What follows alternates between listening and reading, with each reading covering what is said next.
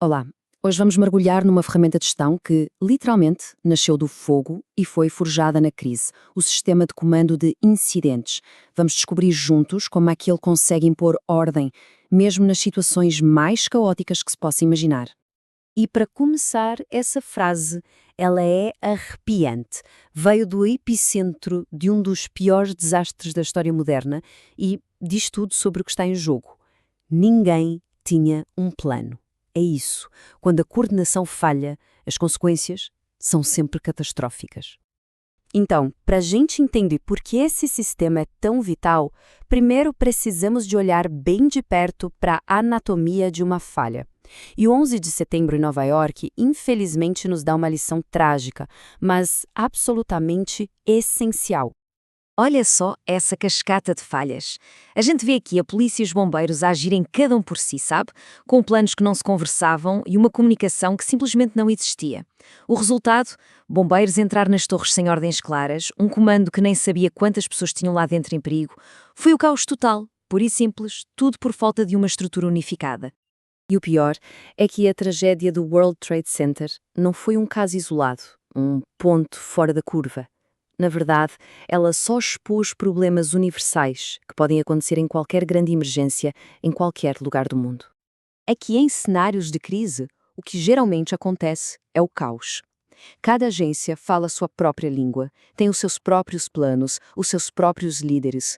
E o resultado é confusão, desperdício de recursos e, no final das contas, perda de vidas. O que a gente precisa é de um modelo que traga ordem, uma estrutura de comando única e clara para todos. E este é um exemplo perfeito do problema, bem aqui no Brasil. Estes acrónimos são todos reais, de unidades de emergência, uns do SAMU, outros dos bombeiros. Agora imagine estar no meio de uma crise e ter que decifrar o que cada um significa. Essa confusão de termos pode ser indecifrável justamente quando cada segundo conta.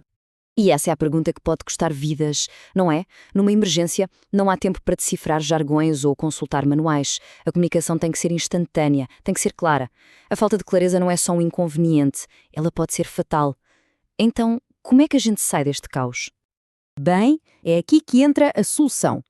Para combater o caos, foi desenvolvido um sistema padronizado. Vamos conhecer então o Sistema de Comando de Incidentes, ou, como é mais conhecido, SCI. O ponto crucial aqui é o seguinte: o SCIE não é um plano de ação, mas sim uma estrutura de gestão. Pense nele como uma linguagem comum, um organograma flexível que permite que agências totalmente diferentes trabalhem juntas de forma coesa, como se fossem uma só. E olha, o SCI nasceu da mais pura necessidade. Depois de incêndios florestais devastadores na Califórnia, lá nos anos 70, ficou óbvio que era preciso um jeito melhor de trabalhar em conjunto. O sistema que eles criaram foi tão eficaz, mas tão eficaz, que hoje é usado para gerir todo o tipo de incidente que se possa imaginar. Ok, mas na prática, como é que o SCI funciona? Bom, ele é baseado num conjunto de princípios muito simples, mas fundamentais, que transformam a desordem em pura eficiência. Esse talvez seja o princípio mais importante de todos. É a solução direta para aquele caos que a gente viu no World Trade Center. Acabou.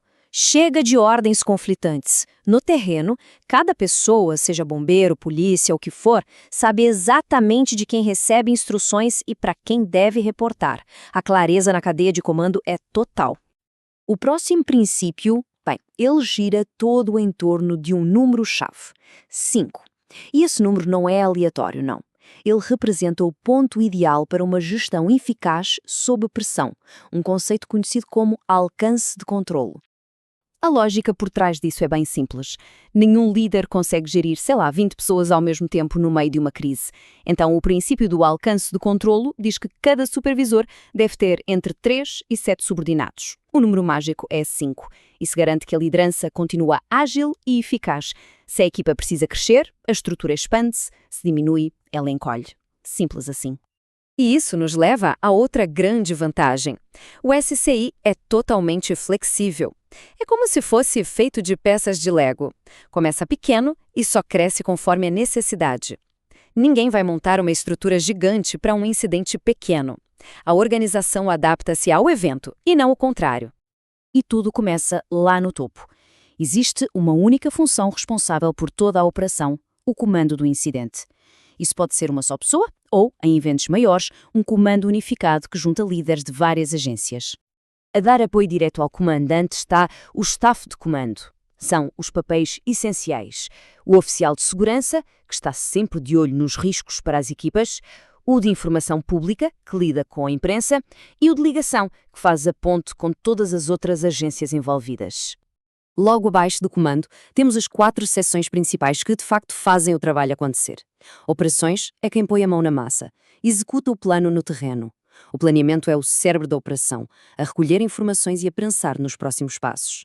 A logística é o motor, que garante que todos tenham o que precisam, de comida a equipamentos. E, claro, a administração e finanças, que cuida de toda a parte burocrática e dos custos. Lembram-se daqueles acrónimos confusos do início?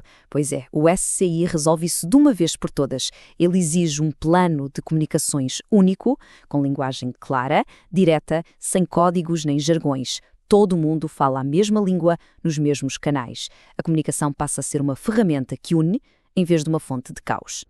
E com isso, a gente chega ao ponto central de toda essa conversa. O SET é muito mais do que um simples organograma. É uma filosofia de preparação e principalmente de colaboração. O sucesso do SCI não acontece por magia no dia do desastre. Ele é construído nos meses e anos anteriores. As agências precisam de planear juntas, treinar juntas e simular desastres juntas. É nesses treinos que as falhas aparecem e são corrigidas muito antes que possam custar vidas. No fim de tudo, a coisa toda resume-se a esta verdade brutal que não podia ser mais direta. Planeamento independente custa vidas. A colaboração não é só uma boa ideia. Numa crise, é uma obrigação moral. E isso nos deixa com uma reflexão final, não é? Unidade de comando, alcance de controle, comunicação clara. Percebe? Estes não são apenas princípios para emergências. São fundamentos de liderança e organização eficaz em qualquer área. A questão que fica para nós é como podemos usar esta mesma lógica para trazer um pouco mais de ordem para os nossos próprios desafios.